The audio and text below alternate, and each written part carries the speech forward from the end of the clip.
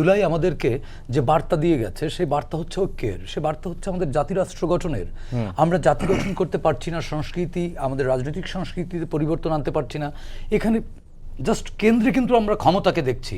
আজকে এনসিপি, হ্যাঁ অবশ্যই এনসিপি পদযাত্রা করবে, এই পদযাত্রা তো শুধু এনসিপির না, এই পদযাত্রা তো বিএনপিরও। রহমতুল্লাহ ভাই কেন থাকবেন না ওই পদযাত্রায়? আমি কেন নাগরিক হিসেবে থাকবো না? আপনি আফজাল কেন থাকবেন না? এই পদযাত্রা তো আমাদের ঐক্যের পদযাত্রা। আমরা বার্তা দেব শান্তির। সেখানে সহিংসতা যারা ঘটিয়েছে, এখানে কোনো উদ্দেশ্য অবশ্যই আছে। এখানে এনসিপি বা বিএনপি কোনো পক্ষই এককভাবে দায়ী না। এখানে তৃতীয় পক্ষ, রহমতুল্লাহ ভাই বলেছেন, এতে লাভ কার? যারা পালিয়েছে তাদের।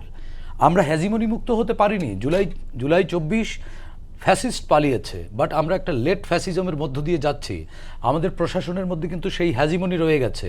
পুলিশ দাঁড়িয়ে আছে, এই পুলিশ তো সেই পুলিশ যে পুলিশ গুলি ছুঁড়েছিল, যে পুলিশ শিশুদের বুকে গুলি ছুঁড়েছিল, সেই পুলিশই তো পোশাক বদল হয়েছে, চরিত্র তো বদলায়নি। সো দ্যাট এখানে ঘোলাপানি করাই আছে। এখানে কে মাছ স্বীকার করছে?